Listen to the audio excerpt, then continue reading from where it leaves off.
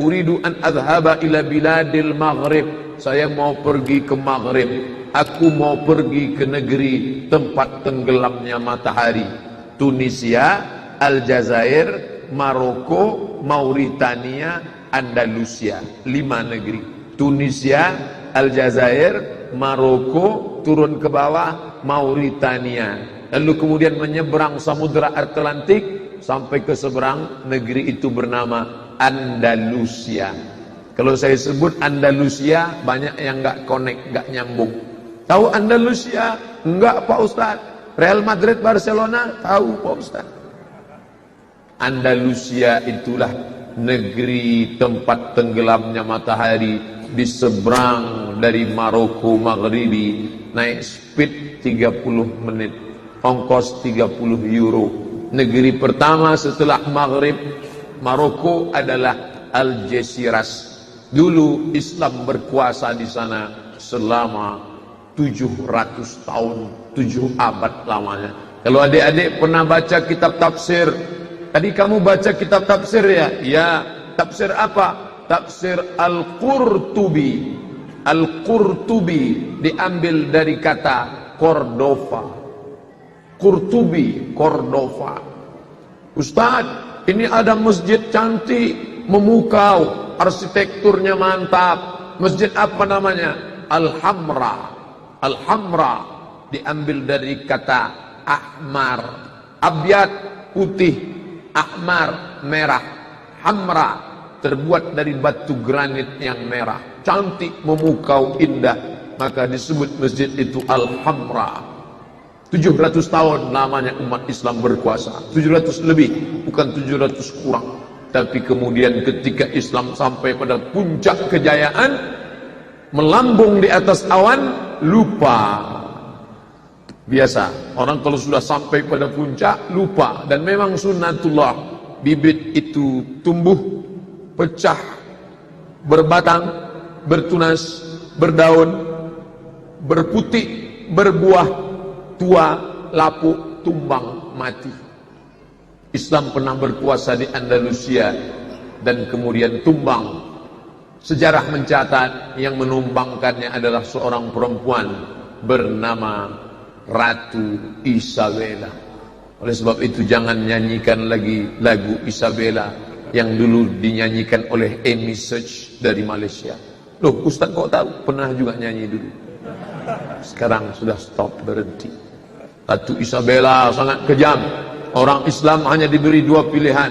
Kalau kalian mau tetap bertahan di Andalusia, kalian harus murtad.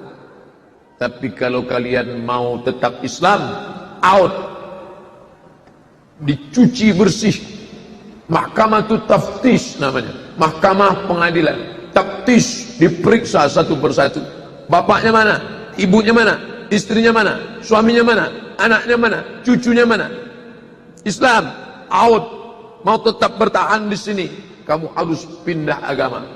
Dan untuk membedakan mana yang Islam, mana yang murtad, mana yang asli Kristen, yang murtad itu diberi topi panjang, tajam ke atas bentuk kerucut. Topi itu disebut dengan topi San Benito, untuk menunjukkan bahwa ini orang pendatang baru, pemain cadangan. Pakai topi San Benito. Itulah yang dibelikan sekarang oleh anak-anak umat Islam, diberi oleh bapaknya. Ibunya yang membeli topi itu untuk dipakaikan ke kepalanya dengan menyanyikan lagu Happy Birthday to you. Jangan lagi pakai topi-topi murtad itu. Lalu kemudian pada malam tahun baru, menyambut 1 Masehi, 1 Januari 2018, anak-anak umat Islam memakai 2 topi pada malam tahun baru itu. Pertama topi San Benito, yang kedua bando yang pakai tanduk malam tahun baru. Mungkin di Bandung tidak ada, tapi di tempat saya ada. Orang pakai 2 tanduk setan, 2 tanduk, bando, topeng, boneka yang dipakai di atas.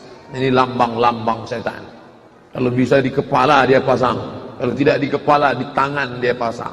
metal, lambang setan. Makanya mereka adalah menyanyikan musik-musik, lagu-lagu yang digemari oleh setan. Setan masuk ke dalam hati melalui musik-musik setan. Musik-musik membangkitkan hawa nafsu, menyembah setan-setan dengan perantaraan musik-musik setan. Musik heavy metal, musik R&B, musik yang lain sebagainya. Nah, maka ini adalah negeri Maghrib, dan sekarang negeri itu sudah menjadi tidak lagi negeri yang besar kerajaan, tapi sudah menjadi presidensial. Tunisia, Republik Tunisia.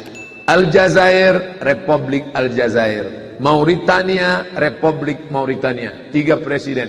Sedangkan Maroko masih bertahan dengan kerajaan Maroko. Sekarang rajanya namanya Muhammad VI. Muhammad VI ini anak dari Hasan II. Hasan II itu anak dari Muhammad V. Muhammad V itu anak dari Hasan I. Muhammad VI, anak Hasan II, anak Muhammad V, anak Hasan I. Jadi namanya itu aja dibolak-balik. Adik-adik kalau tidak mau ribet ngingat nama, saya pun insya Allah akan nyoba itu. Nama saya Abdul Somad, anak saya Mizyan Hazik. Nanti kalau Mizyan Hazik punya anak, Somad 2. Mizyan Hazik punya anak, Mizyan 2. Mizyan 2 punya anak, Somad 3. Dan nama itu ditempel di dinding induk. Ini ada 4 tiang besar di Masjid Muhammad, Masjid Hasan II, ibu kota kerajaan Maroko. Tulisannya Casablanca, cara membacanya Casablanca. Casa artinya rumah, Blanca artinya putih. Casablanca, rumah putih. Bahasa Arabnya Ad-Darul Bayda, rumah yang putih. Oleh-oleh Maroko. Yang ketiga, Salafus Saleh. Salaf. Sekarang kata salaf populer sekali. Itu kajian orang salaf tuh. Itu ustadz salaf tuh. Ini kawan saya orang salaf nih. Ketika dia ditanya, maksud ente salaf itu apa?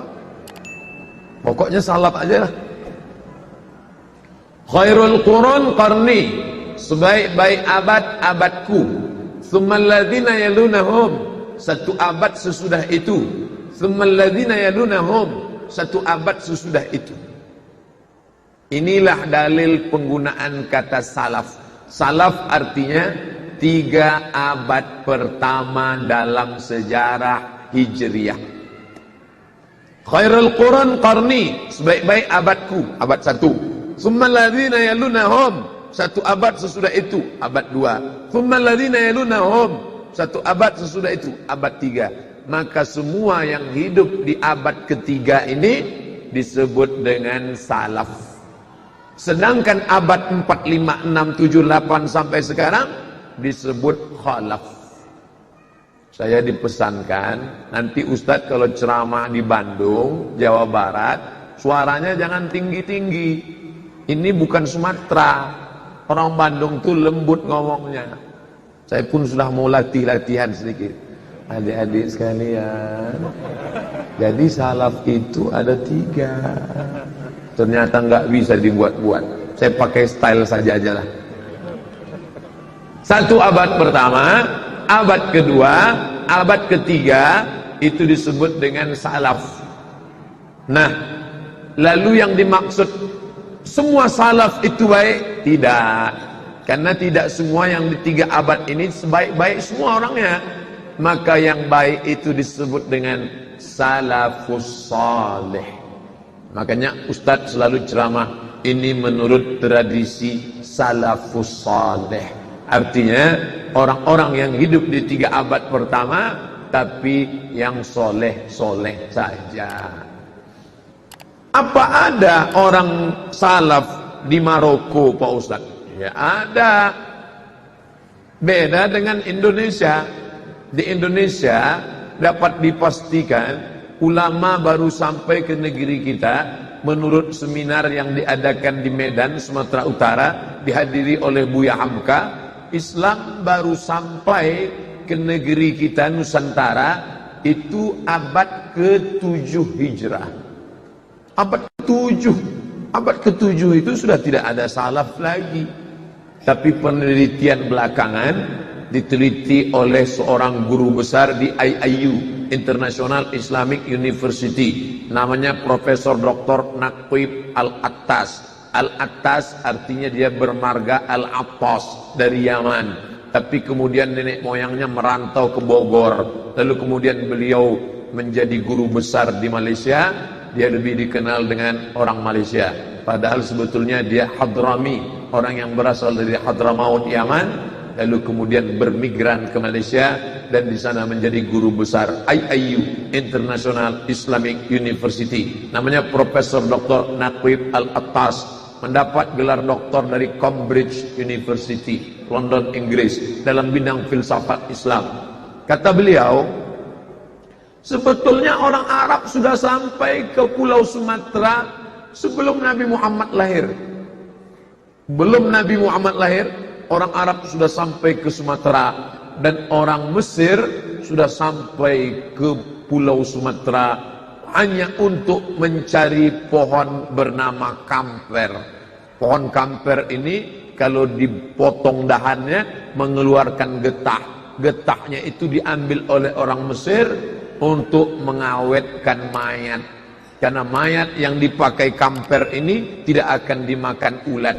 Kamper kata mereka, kita menyebutnya kapur. Kebetulan nama pantainya itu Barus di Sumatera Tengah, sekarang Sumatera Utara, tepatnya di Tapanuli. Namanya Pantai Barus, maka kita pun menyebutnya dengan kapur Barus.